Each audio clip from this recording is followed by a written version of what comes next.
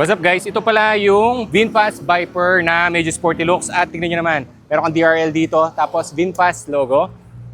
Seat height guys, 5'10 ako, insim 32, flat foot tayo. Siguro kahit mga 4'11, kayang-kaya ito guys. Oh. Tapos yung gulay board, malawak din. Tignan mo guys. Oh. Dito matama yung tuhod natin at meron ka ng power socket dito. TFT display ito kasi sobrang liwanag. Tapos mayroon kang passing light dito.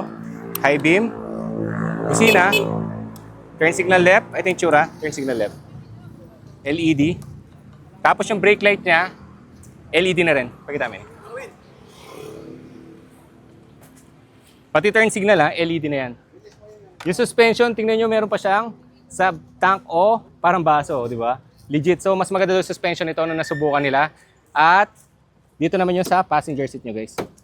Yung battery, dito pala nakalagay yan. Ay, man. Magaan din siya, guys, ha? Di siya ganun kabigatan. Ito, dalawa yung battery niya, tapos, ay, mini.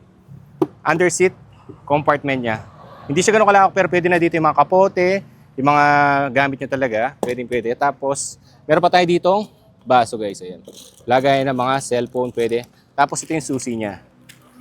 Susi niya okay din, oh. Keyless pala. Ito yung keyless, so, meron tong alarm.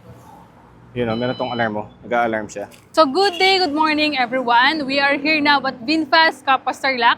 Sa mga gustong maka-experience po ng electric motorcycle po ni VinFast, we are located along MacArthur Highway, Kutkut First, Kapas Tarlac. So visit na po kayo, ma-test ride nyo po itong ating pong mga available po na test ride. Meron tayong VinFast Viper, ang ating pong VinFast Philips 2 at ang ating pong VinFast Evo. So ano pang hinihintay nyo? Visit na po kayo sa aming showroom. Located po kami along MacArthur Highway, Kutkut First, Kapas Tarlac. So again, my name is Chandy Alfonso. So see you po mga ma'am and sir.